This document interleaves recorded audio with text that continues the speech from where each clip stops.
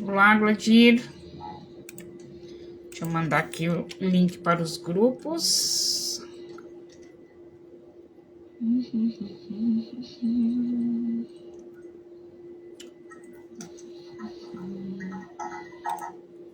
Oi, Dona Marisa.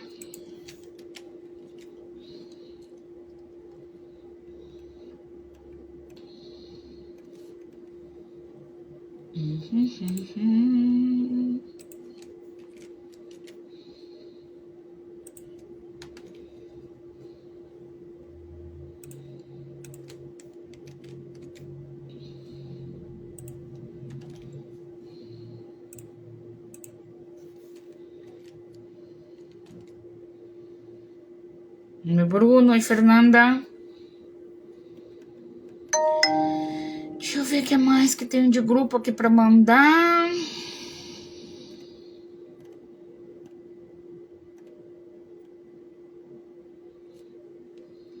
Agora eu vou encaminhar por aqui, ó.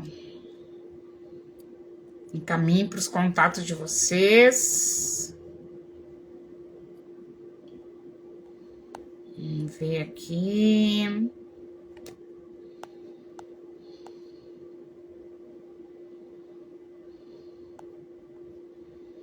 Quem está aqui para me mandar?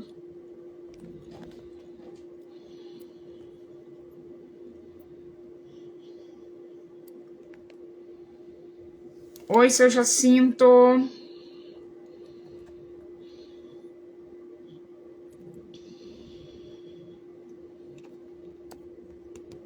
Deixa eu ver aqui, vou fixar. Deixa eu ver se eu sei fixar o título da live, que é maravilhoso esse título. Já coloquem as suas perguntas aqui.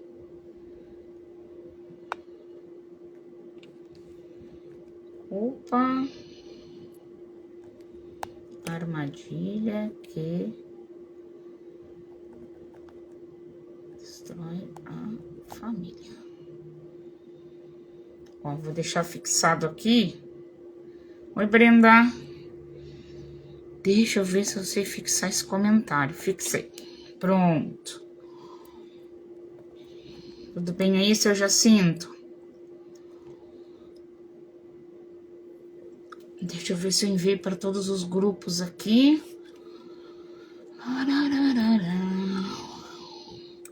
Já vão colocando as perguntas e as dúvidas de vocês sobre esse tema culpa.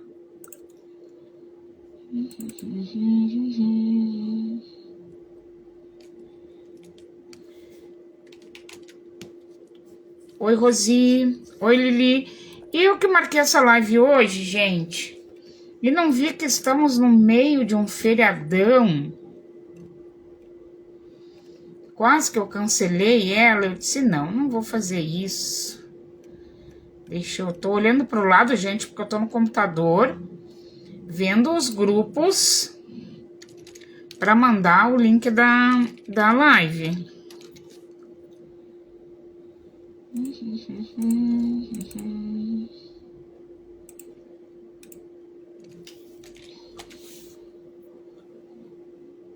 Pronto. Agora já mandei. Vou pedir para vocês encaminharem para os contatos de vocês. Tem um aviãozinho no cantinho aí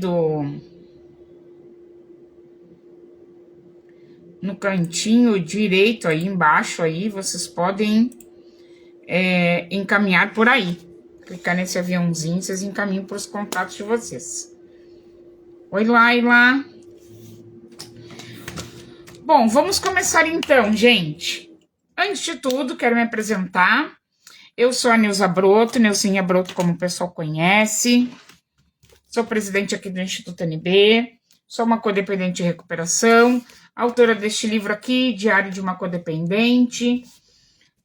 Estou há 13 anos nessa área. Trabalho há muitos anos nessa área. Muitos anos com as famílias de indivíduos com dependência química. Temos uma bagagem, uma experiência muito grande, profissional e de vivência, né? Eu sou mãe de um indivíduo que hoje vive em recuperação e sobriedade há mais de 2 anos, que tem a dependência química, né? Mas levaram-se anos, tivemos vários processos aí para que, então, né, ele entrasse em recuperação e sobriedade, que é o que nós estamos vivendo hoje e só por hoje. E dentro deste meu processo e de todas as famílias, o que acontece? O que a gente carrega? A culpa. Quando um familiar chega até nós, seja para entrar nos nossos grupos gratuitos, seja aí quando a gente está fazendo uma live, quando vê algum post que eu faço, algum artigo que eu escrevo, sempre tem aquela pergunta: eu não sei aonde eu errei, me sinto culpada. E eu até fiz uma relaçãozinha aqui, hoje eu fiz uma colinha, porque esse tema é bem interessante, né? De algumas culpas que a família carrega, seja ela mãe, esposa, namorada, filho, marido, avô, tio, carrega aí algumas culpas. Dentre elas, eu anotei aqui, ó, culpa porque não percebeu, como eu não vi isso antes. Culpa porque acha que errou como mãe, como esposa. Primeira coisa uma das primeiras coisas, né, que passa na cabeça da família onde é que foi que eu errei? Será que eu fui uma boa mãe? O que faltou? O que eu não fiz como esposa, como namorada? O que faltou na minha relação para que o meu parceiro ou a minha parceira fosse usar droga? Culpa porque acha que não ajuda o suficiente. O familiar, ele faz aí tem várias ações, várias atitudes, tentando auxiliar este indivíduo, seu ente querido.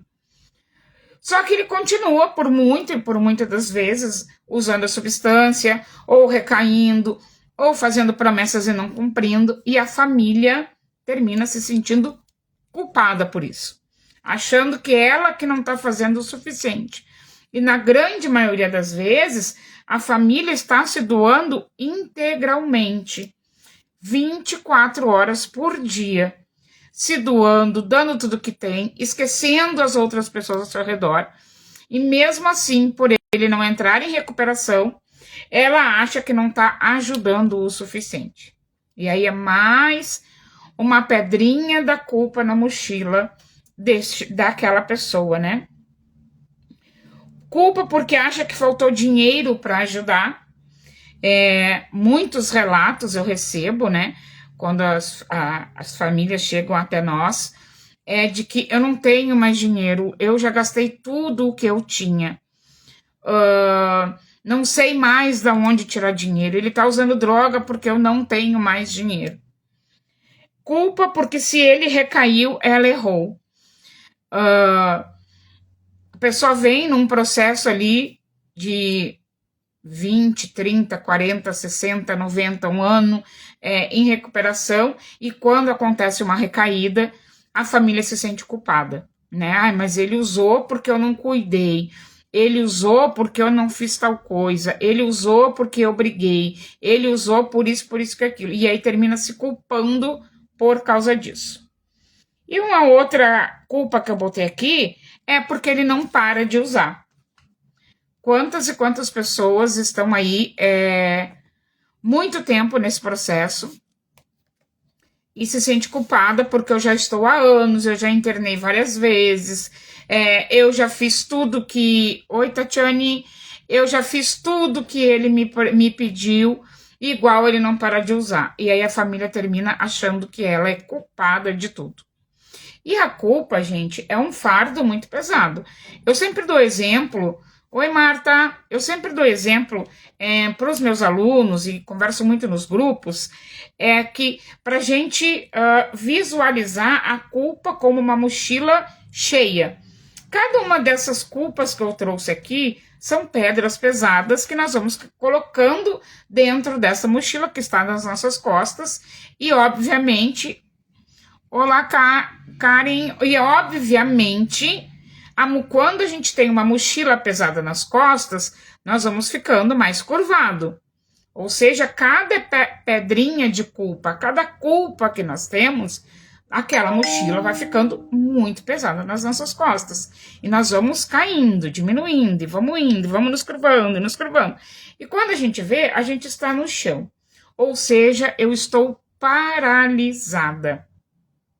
Eu não consigo mais agir, eu não consigo raciocinar, eu não consigo parar e olhar assim, não, mas eu tenho que ir para esse lado, eu preciso fazer aquilo ali. Eu não consigo mais, porque a culpa nos paralisa. E a partir desse momento, mais situações difíceis vão acontecendo no processo de uso da substância e mais culpada eu vou me sentindo. E a culpa, gente, nos adoece. E muito, e muito. Pode gerar uma depressão, pode gerar problema de estômago, pode gerar uma ansiedade. Muitas coisas podem acontecer por causa da culpa. E essas culpas todas acontecem porque a gente não entende sobre a doença. Muitos e a maioria das pessoas não sabem que a dependência química ela é uma doença. Então, se eu não sei isso, o que eu vou fazer? Da minha forma, do jeito que eu sei, ou que eu acho que eu sei, eu vou tentar resolver aquela situação ali. E não conseguimos. Porque nós estamos lidando com uma doença. E quem precisa direcionar esse indivíduo que tem a doença são os profissionais da área da saúde, os psicólogos, psiquiatra, psicanalista, terapeutas, e aí tem vários, né, profissionais aí que fazem com que esse indivíduo também entenda a sua doença e também dentro de um processo que é lento, entre em recuperação, né? E quando a família tem esse insight, que ela entende e aceita essa doença, aí nós deixamos o fardo da culpa de lado. Entendemos que não é culpa da gente, que não é porque eu não dou dinheiro, que não é porque eu saí de casa, que não é porque eu tirei o carro. Não, é todo o processo da doença. E que muitas das vezes a família pode mudar, pode entender isso, tratar essas questões, não se sentir mais culpada, mudar as suas atitudes e mesmo assim, oi Raquel, e mesmo assim esse indivíduo ainda seguir fazendo uso de substância. Para quem está chegando agora, nós estamos falando sobre a culpa que a família de uma pessoa que tem a dependência química sente. Então, deixem os comentários de vocês aqui, deixem as perguntas de vocês aqui, para a gente ir interagindo. Porque esse processo da culpa, ele é muito perigoso, a gente não consegue auxiliar o nosso ente querido. E como eu falei, o nosso ente querido, ele tem uma doença, transtorno por uso de substância. E se não sabemos agir e entender, nós não vamos conseguir auxiliar de maneira mais assertiva. E dentro desse processo da doença, nós lidamos com uma doença lenta, progressiva e fatal. Ou seja, se atitudes não são tomadas diferente, se a família não toma, não tem ações diferentes, oi Frederico, essa doença vai progredindo, ou seja, a situação deste indivíduo vai piorando. Nós comentamos muito que a gente lida com a doença do ainda. Então, se ainda não furtou, se ainda não brigou, se ainda não bateu em alguém, se ainda não foi vivenciado de vulnerabilidade, com a progressão da doença, isto pode acontecer. Então, diante deste cenário, é muito importante que a família entenda e aceite este entendimento, não veja o seu ente querido como um coitadinho, uma pessoa que não vai mais ter vida, uma pessoa que não vai mais ser feliz, uma pessoa que tem que ficar dentro de uma redoma de vidro, que ela entenda que não é este o processo e busque auxiliar de maneira mais assertiva para que dentro do tempo daquele indivíduo e não no nosso, ela consiga ver o seu ente querido em recuperação e sobriedade. Como eu falei no início, estou há 13 anos nesse meio. O meu familiar vive em recuperação e sobriedade há 2 anos e pouco. Então tem todo um processo que não depende só da gente. E quanto mais o tempo passa e a gente não tem entendimento, mais culpado nos sentimos. E quanto mais culpa, menos atitude assertiva. Eu me culpo e aí eu termino facilitando a vida desse indivíduo. Eu não faço nada de errado mesmo, então vou deixar. Quando ele era pequeno eu brigava, eu era muito rígida, então agora eu vou deixar mais solto, mais livre. E aí o mais solto, o mais livre é um grande problema. Porque o dependente químico precisa de regras, precisa de limites, precisa de situações muito bem estruturadas e precisa ser responsável pelas suas atitudes, responder pelas consequências das suas atitudes. E quando estamos com culpa, isso termina não acontecendo. Eu resolvo a vida dele, eu vou pagar dívida de tráfico, eu vou pagar dívida de pensão, eu vou resolver quando ele tá brigando na rua, eu vou lá, eu resolvo, eu contrato o melhor advogado, eu minto no emprego, faço uma série de coisas para, dentro daquele meu conceito, tá auxiliando e protegendo esse indivíduo. E como é uma doença, não vou conseguir. E aí entra outras questões da família, que é a frustração, quer terminar achando que eu não sirvo para nada, eu não sei ajudar ninguém. E muitas das vezes não é que a gente não sabe, estamos tomando atitudes que não são tão assertivas dentro deste processo. E quando eu penso que eu não sirvo para nada, que eu não sei educar um filho, que eu não sei gerenciar meu marido, eu termino ficando totalmente desacreditada.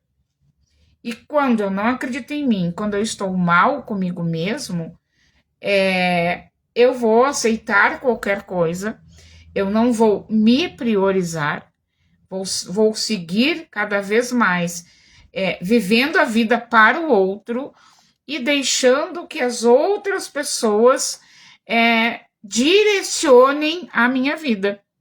Eu não vou dizer não, eu não vou fazer o que eu quero. Eu vou sempre fazer as coisas para o outro, mesmo que isso me prejudique. Diante disso, nós vemos a importância da família buscar um grupo, da família buscar conhecimento, da família saber que ela tem um espaço aonde ela pode falar que ela não vai ser julgada, aonde ela pode ouvir outras histórias, né, outras vivências, que isso vai fortalecer ela saber que ela tem um espaço para entender sobre essa doença, que não é fácil o entendimento da dependência química para uma família. Como assim? Meu filho bebe e é um dependente químico. Oi, Thaís, eu também bebo e não sou. Como assim? O filho que eu eduquei com tanto amor, dei tudo de bom e do melhor, dei a minha atenção, apresentei religião, boas escolas, etc, etc. Tá usando droga, é doente, como assim? É muito difícil para uma família. É muito dolorido para uma família. Independente da realidade daquela família. Seja ela com condição financeira boa, não tem uma boa condição financeira, independente do contexto. É muito difícil para uma família compreender esta doença tão complexa. Aceitar que nós somos extremamente impotentes diante desta doença.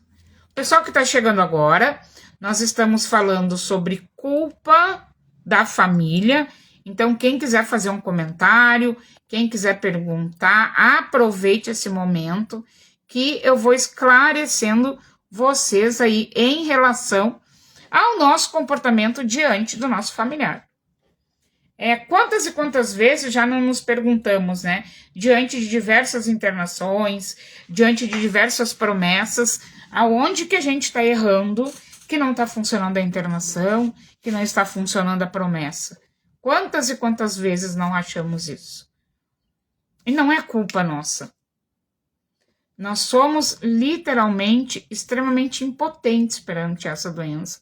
Por isso que nós temos que oferecer tratamento para os nossos familiares. Por mais difícil, por mais doloroso. Como eu falei lá no início, né? A gente recebe muita família aqui que tem muita dificuldade de internar, que tem medo de internar, que não sabe como é que seu filho vai estar, como é que vai ser tratado. E é uma realidade normal. Não tem quem não passe por isso. Também passei por isso na primeira internação do meu filho. Meu filho teve várias internações, né? Fica com medo, tu não sabe quem são as pessoas, tu não conhece o lugar, tu não sabe se ele vai ficar ali, se ele vai embora, se tu nunca mais vai ver. Mas, mesmo assim, diante de todos esses medos, a melhor coisa que a gente faz para o nosso ente querido é oferecer tratamento para eles. Mesmo que para isso a gente vai ficar longe, sem contato, vendo aí só por videochamada ou visitando uma vez por mês. Muitas das vezes a gente interna em outras cidades, que daí fica mais longe ainda, mas precisamos entender que todo esse processo é uma forma da gente auxiliar o nosso ente querido de maneira mais assertiva. Alguém tem alguma dúvida, alguma pergunta? Tem gente convidando para participar na live aqui. O Fred está pedindo para participar na live.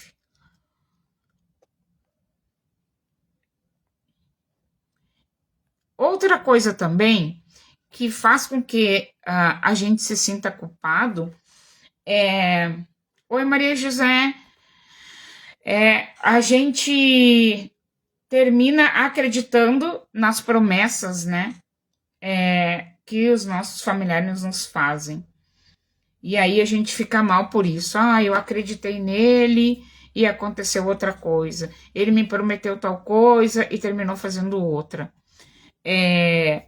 Quando a gente busca um grupo, uma reunião de partilha, o estudo, nós também aprendemos que não podemos viver de promessas, e sim de mudanças de atitudes. Neuzinha, como que eu não vou acreditar no meu familiar? Por isso que eu falei que é muito difícil. Como que uma mãe vai olhar para o seu filho e dizer assim,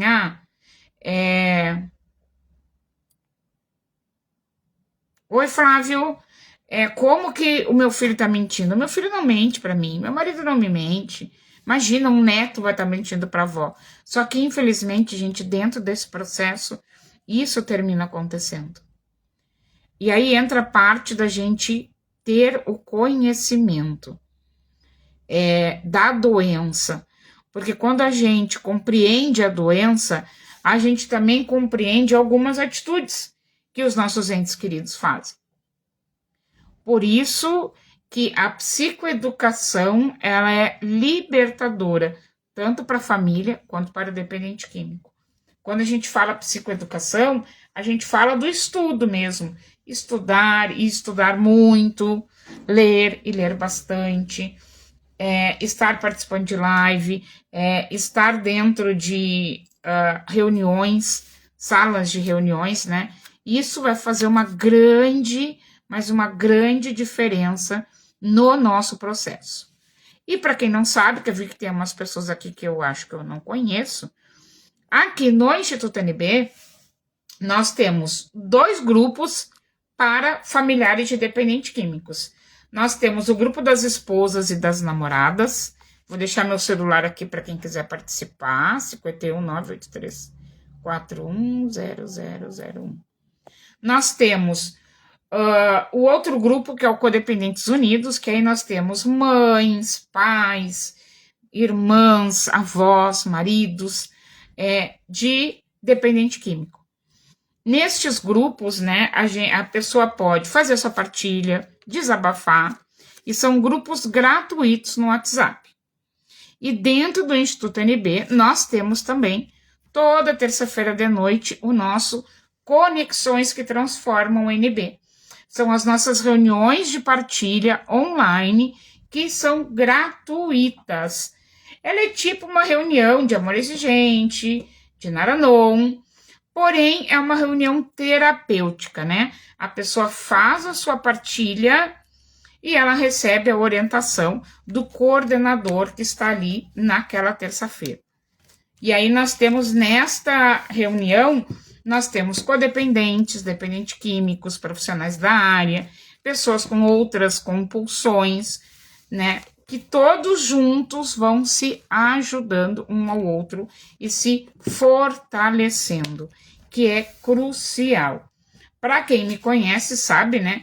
Eu cuido de mim todos esses anos, eu estou sempre dentro de uma sala, eu continuo estudando, eu continuo cuidando de mim, tenho meu processo terapêutico, que é muito importante. A família ter um profissional que também acompanhe ela, que também oriente ela, que direcione ela. Eu faço isso até hoje, é crucial na minha vida, é um ponto muito determinante dentro do meu processo, e olha que já se vão 13 anos. E o interessante é que meu filho hoje vive em recuperação e sobriedade, e mesmo assim eu estou lá toda semana fazendo o meu sugerido, né? Como a gente fala, fazendo o nosso feijãozinho com arroz. Deixa eu ver aqui se tem algum comentário.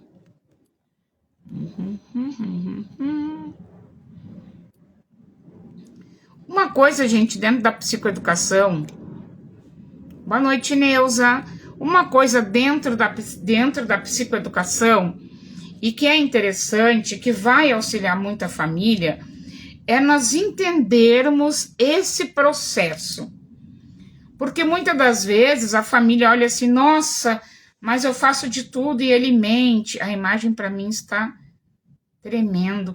Deve ser tua internet que deve estar com a conexão ruim. Tá todo mundo me ouvindo bem e me enxergando direitinho?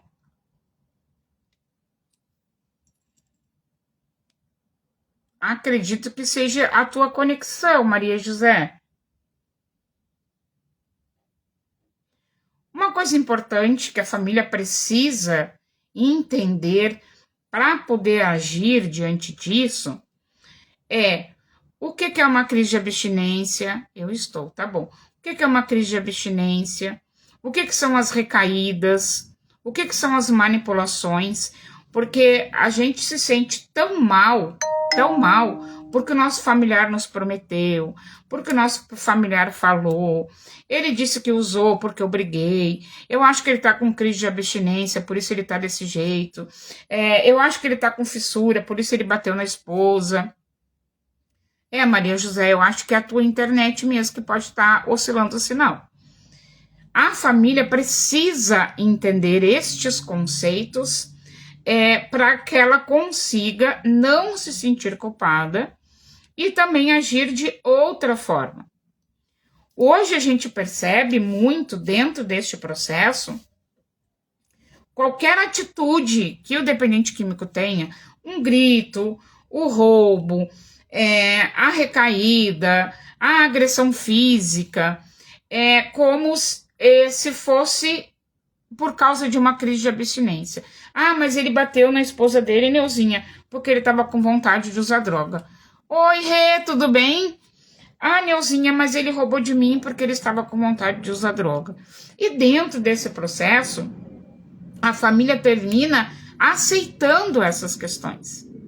E isso é um perigo muito grande. A partir do momento que eu aceito uma agressão, a partir do momento que eu aceito uma pessoa furtar de mim e eu não fazer nada, essas questões vão se repetir novamente. E cada vez mais intensa, e cada vez pior. Então, se hoje, seja filho, seja o que for, me empurrou, apertou meu braço e eu não tomei, oi Carol, e eu não tomei uma outra atitude, amanhã ou depois não vai ser um empurrão, vai ser um soco, vai ser um tapa. Se hoje eu não tomei atitudes porque meu ente querido roubou meu celular, roubou meu tênis, vendeu a televisão, essa situação cada vez vai ser pior. Eu vou chegar em casa uma hora, eu não vou ter o bujão de gás, eu não vou ter o fogão, eu não vou ter televisão, a cama, copos, roupas. Então, a família precisa entender este processo, né? O que é realmente uma crise de abstinência? O que gera essa crise de abstinência? Como agir diante desse momento?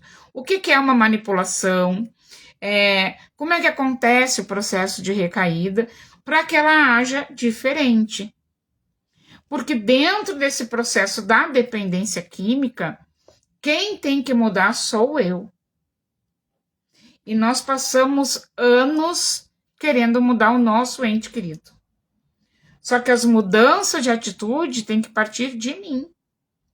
Eu que não tenho que aceitar o grito, eu que não tenho que aceitar a droga dentro da minha casa, eu que não tenho que aceitar a agressão, eu que não tenho que aceitar a mentira, eu que não tenho que aceitar a pessoa entrar e sair a hora que ele quiser de dentro da minha casa. E nós passamos anos querendo que aquela pessoa mude. E a mudança não acontece. E aí, o que termina acontecendo? Gerando mais e mais e mais e mais culpa. E aí, quando vê, já passou 1 ano, 2, 3, 4, 5, e aí a gente olha o nosso cenário está caótico.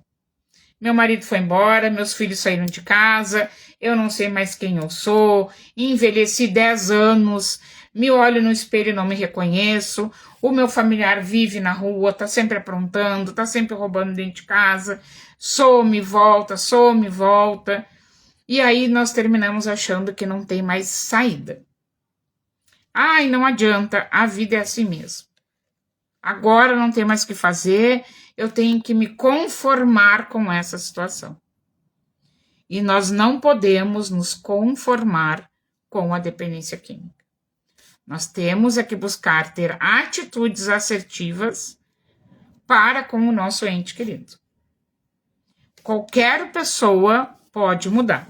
Qualquer pessoa. Só que não vai ser do meu jeito e não vai ser no meu tempo. Por isso a família tem que se cuidar. Por isso a família precisa estar dentro de uma sala de reunião. É muito importante estar frequentando a reunião. Para se fortalecer, para as tomadas de atitude, para saber como agir, o que ela vai querer, até onde ela vai ir, até quando ela vai aguentar as situações, como agir diante das situações. Oi, Mari, tudo bem? Então, isso é muito, muito, muito, muito importante. Uma coisa que eu falo sempre, né, para as famílias, e falo muito nas minhas aulas também, é que quando o dependente químico, ele resolve entrar em recuperação, ninguém segura mais ele. Ninguém segura mais ele. Ele vai usar literalmente o que é fazer o que é sugerido. Primeiro eu, segundo eu, terceiro eu. Então, a vida dele vai estar em primeiro lugar, a recuperação dele vai estar em primeiro lugar. Ele vai fazer tudo que for possível para ele se manter no processo de recuperação. E a família? O que a família fez e faz diante de tudo isso? Como eu não me priorizei, o meu familiar entra em recuperação, eu sinto um vazio tremendo. E não vou saber viver sem aquele cenário.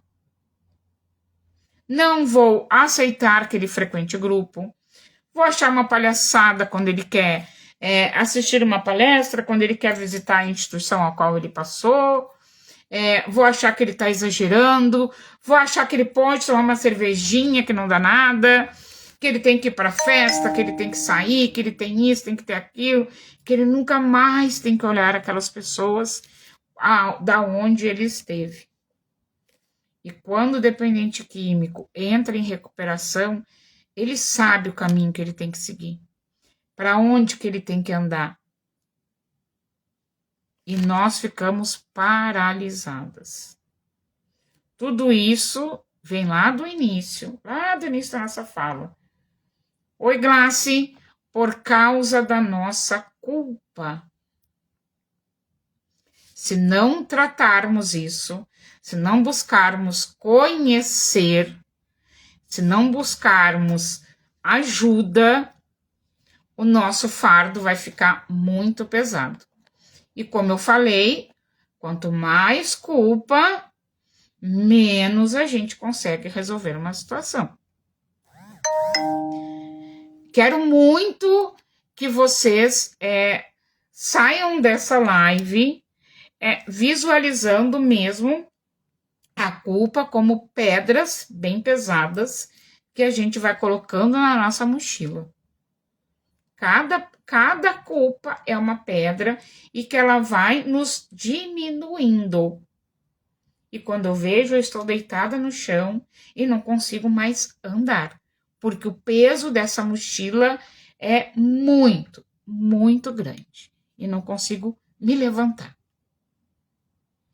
E, obviamente, que toda pessoa que tem um ente querido que faz uso de álcool ou outra substância, o que ela mais quer na vida é ver o seu ente querido bem.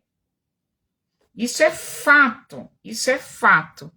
Só que para mim ver o meu ente querido bem, eu não posso estar com esse fardo, com essa mochila pesada, porque eu não vou conseguir agir.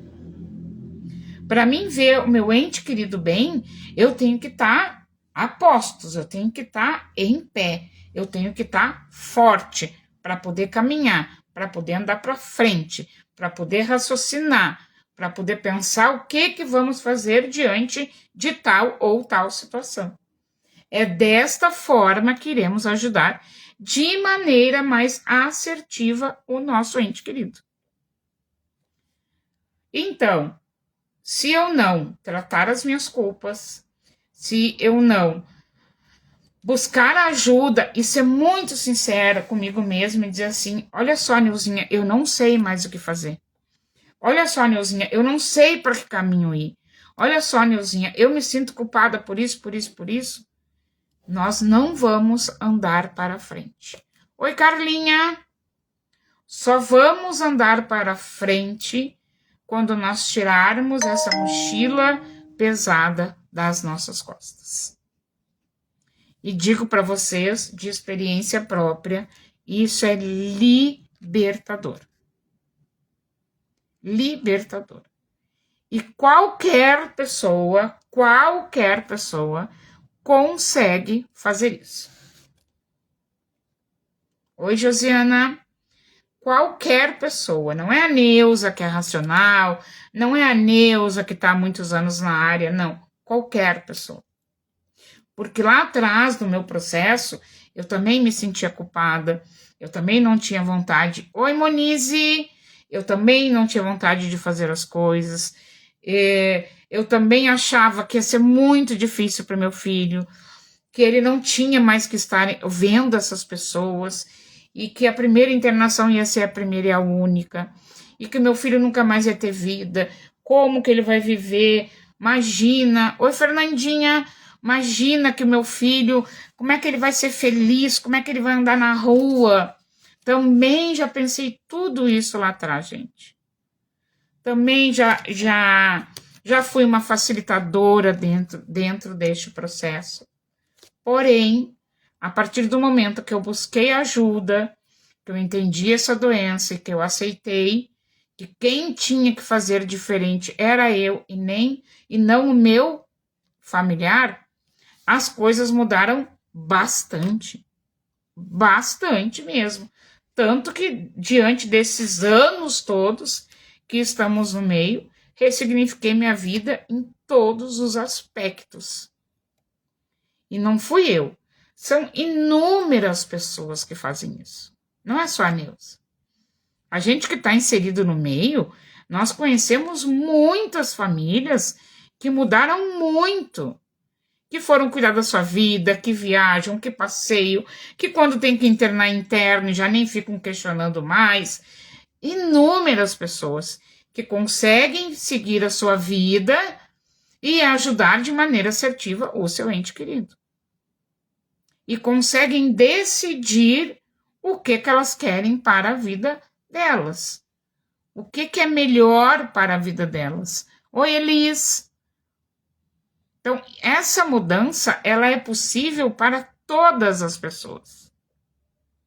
Assim também, como muitas das vezes a gente olha para o nosso cenário e olha para o nosso familiar e pensa assim, ó, esse aí não tem mais jeito. E como eu falei, qualquer pessoa pode mudar. E eu também já cheguei a cogitar que não tinha mais jeito. Será que ainda tem jeito? Será que agora mesmo está tudo perdido? Também já cheguei a cogitar. Mas aí eu me lembrei que enquanto uma pessoa está viva, nós temos que ter esperança.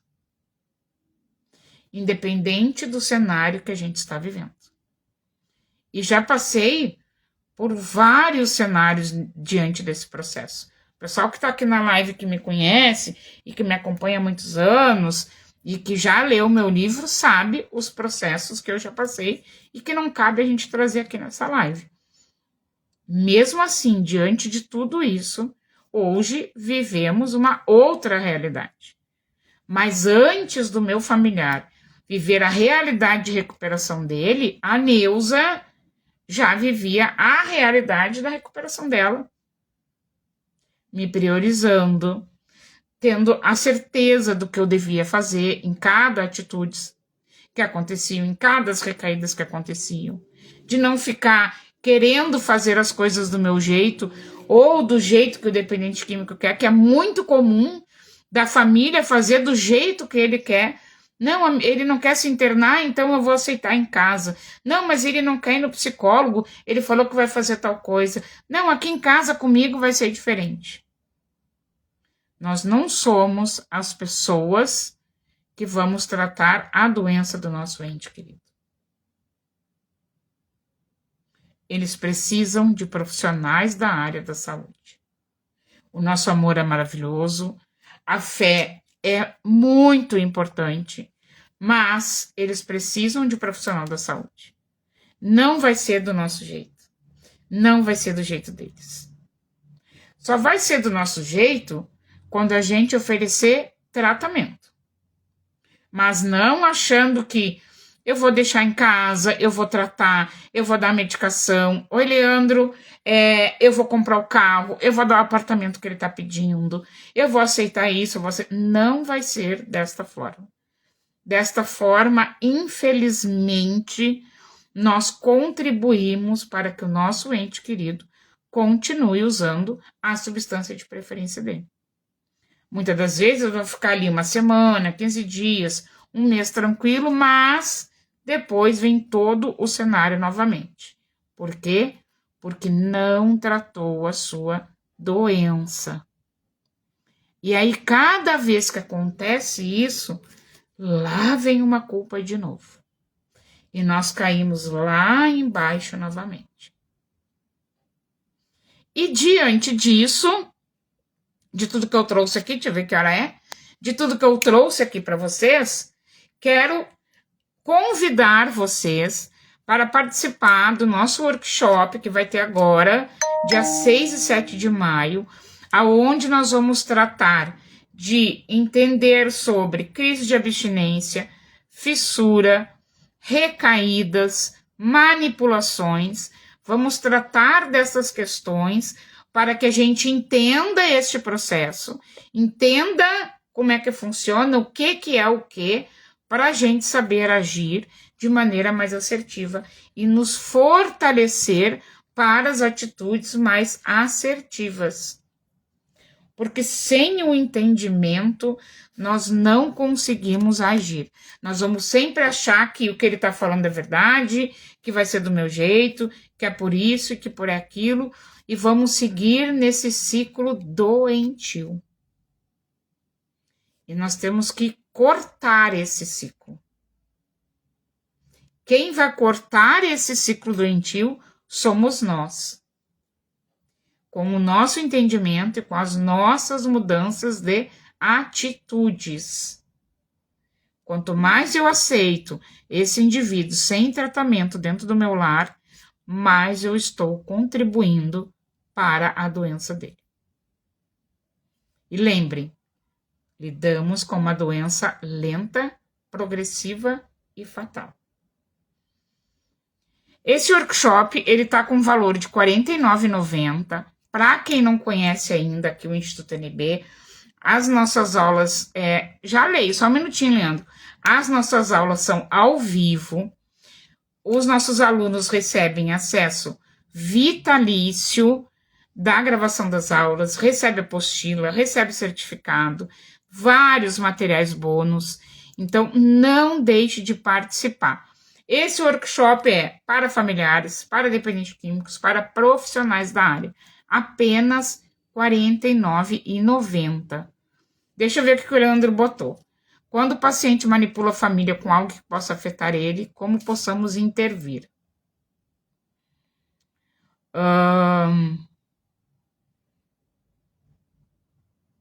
Sempre, Leandro, sempre buscar trabalhar junto com a família. Se a instituição ou se é um atendimento particular, orientar a família para que ela busque conhecimento, para que ela busque um grupo. Porque a família, quando ela entende, ela não vai cair nas manipulações. E quando o dependente químico está manipulando a família, ele não está num processo de recuperação. E aí, Leandro, a forma de agir com esse paciente também é trazer a psicoeducação. E trazer ele para uma realidade. De que, olha, tu está aqui, eu não sei se é o caso de internação ou de tratamento particular que está me perguntando, mas tu está aqui diante de mim, dentro dessa instituição, para que tu mude a sua vida. Se tu continuar fazendo isso, tu vai continuar usando droga. O que eu percebo, Leandro, e não sei se tu também tem essa visão, é que falta também, dentro deste processo, o conhecimento para o dependente químico. Muito dependente químico não entende que ele é doente, não entende o processo de recaída, não entende as manipulações e acha que tá tudo bem e que não vai dar nada. E que só vai acontecer com outras as situações, né? E que ele não, por mais difícil que seja o cenário que ele chegou até nós, ele ainda acha que com ele vai ser diferente. Oi, Débora. Então, trazer também o conhecimento para este indivíduo. E, obviamente, né, Leandro, trazer ele para a realidade, né? Quando, uma coisa bem interessante que eu falo sempre, que é uma realidade, quem trabalha na área vai entender também. Quando o dependente químico percebe que ele não manipula mais a família, que a família não escuta mais ele, que a família não fica lá falando, argumentando, ele cessa com essas coisas. Quando ele vê que ele não tem acesso, ele para. Não adianta falar, minha mãe desliga o telefone na minha cara, minha mãe conta tudo pro terapeuta, minha mãe não me dá dinheiro, minha esposa não vem me visitar, minha esposa não aceita tal coisa. Ele cessa, porque ele não tem mais abertura. E esse é um trabalho que a gente faz com a família. Por isso, Leandro, que é muito importante direcionar as famílias para buscar um conhecimento. Seja com um atendimento particular, seja as famílias de dentro de uma instituição, para buscar esse conhecimento para que ela haja diferente. Porque a nossa atitude vai fazer muita diferença no processo do nosso paciente. Para quem não sabe, eu também atendo dependente químico, né? Então, a nossa atitude como família, ela tem um papel muito importante dentro do processo do paciente. Porque, por exemplo, tô com meu familiar internado, aí ele, dia de ligação, disse, ai mãe, eu quero ir embora, aqui não sei o que, aqui não tem comida, aqui eu durmo no chão, aqui é isso, aqui é aquilo, a família vai acreditar nele, tira ele de lá. O que nós fizemos? Atrapalhamos o processo de tratamento desse paciente. Quando a família busca conhecimento, está num grupo, se fortalece, o que ela vai fazer? Olha, vamos conversar com a instituição. Quando tu tiver que sair daí, aí tu vai sair dentro do período que os profissionais acharem necessário. E se ela desconfia que realmente ele está dormindo no chão, que realmente não tem comida, ela vai investigar. Ela não vai ir acreditando na palavra dele. E, por exemplo, quando a família liga, toda semana tem ligação, e eles estão com o mesmo assunto e a família corta, não liga mais, desliga o telefone, eles também vão cessar isso. Por isso que a psicoeducação ela é crucial, ela é fundamental. A Glácia botou ali que temos que estudar para ajudar os nossos entes queridos. Fundamental o conhecimento. Fundamental, gente. Fundamental mesmo. Muito, muito, muito importante. Deixa eu ver aqui, a Nathalie entrou. Instituto Água Viva para ti, seja bem-vindo. Maria José também entrou. Então, gente, deixa eu ver que hora é aqui. Meu Deus, já é 10 para as 9. Quero relembrar vocês, então, dos nossos grupos terapêuticos aqui gratuitos para esposas e namoradas, para demais familiares, grupos terapêuticos para homens dependentes químicos, grupos terapêuticos para mulheres dependentes químicos. Os grupos são gratuitos, grupos no WhatsApp. As nossas reuniões de partilha toda terça-feira, que é gratuito. Toda terça-feira de noite nós temos reuniões de partilha aqui. Então, quem tiver interesse, entre em contato pelo WhatsApp do Instituto NB, aqui pelo direct das nossas redes sociais. Vou botar de novo aqui, ó, o WhatsApp do Instituto NB. Fala diretamente comigo, 8341-0001. Lembrar vocês do nosso workshop que eu comentei aqui, dia 6 e 7, com valor social de R$ 49,90, para nós entendermos sobre crise de abstinência, fissura, recaída, manipulação. Um workshop aí aberto a todas as pessoas, né? As instituições podem matricular os seus acolhidos, né? Matriculando os seus acolhidos, eles também recebem certificado, apostila, todas as bonificações que vão ter neste workshop. E também lembrar que dentro do Instituto NB nós temos outros cursos, outras formações. Estamos aí com matrículas abertas para o curso de monitor e coordenador de clínica e CT, nosso curso de terapeuta e dependência química também, esses dois com aula ao vivo. Temos outras formações aqui, outras capacitações aqui, aula gravada, capacitação através de estudo por apostila. Temos uma gama gigantesca de formações e capacitações e workshops aqui dentro do Instituto NB. Também tem os atendimentos terapêuticos, né? Tem os acolhimentos, temos aí palestras, consultoria, mentoria, bastante ações aí que existe aqui dentro do Instituto NB para auxiliar as pessoas, sejam elas familiares de DQ, sejam elas profissionais da área, sejam elas dependente químico, qualquer outro ser humano que tenha alguma compulsão. Então, muito importante isso. Oi, André, tudo bem? Muito importante em termos desse entendimento, muito importante a família se fortalecer e vocês lembrarem que a mudança ela é possível e que todos nós, absolutamente todos nós, podemos agir diferente, independente da situação que estamos vivendo agora. O curso monitor e coordenador eu fiz e é ótimo. Agora um companheiro de unidade terapêutica vai fazer também. Sou suspeita de falar dos meus cursos, né? Mas realmente nós temos um diferencial muito grande, né? Para quem não sabe, os cursos do Instituto NB, as nossas formações de monitor e várias formações de terapeuta, porque nós temos várias formações de terapeuta aqui, todos eles têm registro de direito autoral. O que isso quer dizer, gente? Eu criei, eu registrei, e somente eu posso dar aula, e somente dentro do Instituto NB acontecem os cursos da Neuza. Não acontece em outras instituições, em outras plataformas, somente aqui dentro do Instituto NB. E também, para quem não sabe, nós temos a nossa metodologia, que se chama Sistema NB de Formação, uma metodologia criada por mim ao longo desses anos todos de carreira, também registrada com direitos autorais. Além do registro que nós temos de cada curso, nós temos a nossa metodologia registrada e também as nossas formações registradas. E absolutamente tudo que envolve o meu trabalho, a minha imagem, só acontece aqui dentro do Instituto NB. Em nenhum outro lugar, em nenhuma outra plataforma. Nem o que eu já fiz no meu passado e nem o que eu venho fazendo hoje. É tudo aqui. E tudo com muita transparência.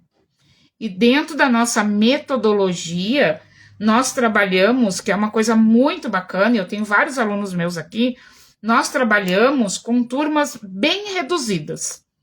Bem reduzidas mesmo. Quando eu formo turma reduzida, não é 30, 40, 50 alunos. É 10, no máximo 15 alunos matriculados em cada turma, porque nós trabalhamos com total interação alunos e professores, além de atividades que nós fazemos em sala de aula. Isso também faz parte da nossa metodologia. E também, para quem não sabe, nós temos aqui no Instituto NB alguns profissionais parceiros. Hoje eu conto com uma assessoria jurídica, tem uma advogada maravilhosa que cuida aí de contratos, de tudo que envolve a Neuzinha Broto e o Instituto NB. Temos aí a Monice, que entrou há pouco tempo aqui, que é terapeuta, que é a nossa enfermeira, também está entrando aí para a parte da psicoeducação. Temos a terapeuta Juliana, que faz parte aí das terapeutas e também é professora aqui dentro. Temos assistente social, temos designer, temos a psicóloga Denise, que é um ser humano incrível, que cuida de mim, que cuida dos profissionais que trabalham aqui. Tem uma assessoria contábil, que cuida toda da parte burocrática aí da Neuzinha Broto e do Instituto NB. Então, nós temos um respaldo muito grande dentro e nos bastidores para que a gente consiga trabalhar com coerência, com transparência e com ética. Porque viver em recuperação, seja dependente químico ou seja codependente, é viver com honestidade e ética. Se não somos honestos, se não somos éticos, se não somos corretos, não estamos vivendo em recuperação. E isso, além de ser um aprendizado de vida, além de ser algo meu, de educação, de princípios e de valores, é o que rege a recuperação. Não tem como viver em recuperação se a gente não for honesto. Se eu estiver enganando alguém, burlando alguém, eu já não estou num processo de recuperação. E como eu falei, né, ao longo desses anos todos, a gente vai aprendendo muito, e aí a gente vai cada vez mais nos tornando pessoas melhores, né? E dentro disso é trazer aí para vocês uma instituição com muita transparência, com muita coerência, e com tudo muito bem estruturado, para que cada pessoa que entre aqui, que ela permaneça, que ela se identifique, e que ela saiba que, além de todo o suporte que a gente tem aqui, ela também vai estar lidando com pessoas que realmente buscam vivenciar o que elas ensinam. Porque não adianta eu falar e os profissionais que hoje estão comigo falar e a gente não estiver agindo. Se eu, Neuza Broto, não estiver agindo com honestidade e com ética, amanhã ou depois eu tô lá no chão de novo, recaída e o pior de tudo, gente, o pior de tudo, com o que a gente tem de mais sagrado, que é o nosso nome, que é um legado que a gente tem, o nosso nome, a nossa história, destruído. E eu tenho certeza que ninguém quer isso. Ai, Neuzinha, tu tá falando isso e o meu familiar, ele já fez horrores. Tudo bem, ele pode mudar. Mas o meu familiar, Neuzinha, já mentiu, o meu familiar não tá sendo nada ético, ele pode mudar. E para isso, a minha contribuição tem muito valor, tem um peso muito grande. Eu preciso agir diferente. Hoje, quando eu vejo aí a vivência do meu filho, o que eu olho? Caramba, além dele estar, obviamente, que tem todo um contexto de princípios e valores passado lá no início, né, que foi a educação que a gente deu, hoje nós temos aí uma pessoa que é um homem, que é dono da sua vida, que gerencia a sua vida, que gerencia a sua vida financeira, que gerencia tudo que precisa gerenciar. E que tem uma vida igual a todos nós, com altos e baixos, com um problema para resolver, com um filho para educar, com questões no trabalho, que o nosso dia de trabalho sempre é tenso, uma pessoa que tem uma vida normal, como todas as outras. Lembra que eu falei que um dos medos do codependente é que o nosso ente querido nunca mais vai ter uma vida normal? Vai trabalhar, vai namorar, vai casar, vai ter filho, vai fazer faculdade, vai ter carro, vai ter sua casa própria. Mas para isso acontecer, para a gente ver isso acontecer, eu preciso estar bem. Imagina se eu não estivesse cuidando de mim todos esses anos. Não ia estar vivenciando e vendo o que eu estou vendo hoje. Não ia estar aqui com vocês. Não ia ter conhecido tantas pessoas maravilhosas que eu conheci. Fernanda, que eu já conheço há muito tempo. Ali, o Psico Ceará, que é o André, que foi uma pessoa que eu conheci nesse meio também, que também vive em recuperação. A Glácia, que é minha aluna, uma profissional da área. Que o Leandro, que é meu aluno e veio aqui assistir a gente. Maria José, que já está comigo há bastante tempo também. Nossa, e tantas outras pessoas que comentaram aqui. A Marta, que eu vi aqui na live. Tudo isso, gente, é o nosso trabalho. Estamos aqui buscando conhecer e nos fortalecer para que a gente veja e viva bem, para que eu esteja bem, para ver o meu filho, o meu marido, seja o familiar que seja, vivendo a vida dele normal, que é o que todo mundo quer. Toda esposa quer que o seu marido auxilie a gerenciar a casa, toda mãe quer que o seu filho, a sua filha tenha a vida dela, que cresça, que progrida na vida. Todos nós queremos isso. Só que se eu não estiver bem, eu não vou ver isso. Porque eu também não vou conseguir agir de maneira assertiva. E aí a minha mochilinha da culpa vai estar extremamente pesada. E eu não vou conseguir me levantar para tomar nenhuma atitude. E para nós encerrar essa live, que eu já falei muito aqui, quero lembrar vocês, por mais difícil que seja o processo que vocês estejam passando, não podemos perder a esperança.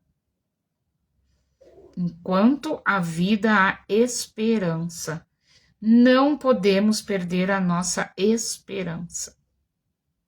Por mais cansado que a gente esteja, por mais desacreditado que a gente esteja, não podemos desistir. A vida está aí. O nosso poder superior nos deixa aqui todos os dias. E se ele nos deixa aqui, é porque temos algo a fazer. Então, que a gente consiga se fortalecer para isso. Não é à toa que estamos vivos, não é à toa que estamos aqui nesse plano, independente de religião de preferência. Se estamos passando por uma adversidade, e como eu falei, ela é muito difícil, ela é muito dolorida, nós temos a força necessária para vencer essa situação. Podem ter certeza disso. E se eu estou me sentindo fraco, eu vou me unir com as pessoas para me fortalecer, para que eu consiga me reerguer, agir de maneira diferente, enxergar a vida com outros olhos, acreditar na recuperação e acreditar que o meu familiar também pode mudar. Por isso os grupos, por isso as reuniões de partilha e por isso buscar conhecer. Eu e o Instituto NB e os nossos profissionais estamos à disposição de vocês. Entre em contato com a gente para saber aí dos grupos, para saber dos nossos cursos, das nossas formações. Entre em contato aqui pelo Insta, pelo nosso WhatsApp, mas não deixem de buscar ajuda. A ajuda, ela é fundamental. Alguém quer perguntar alguma coisa antes da gente encerrar aqui?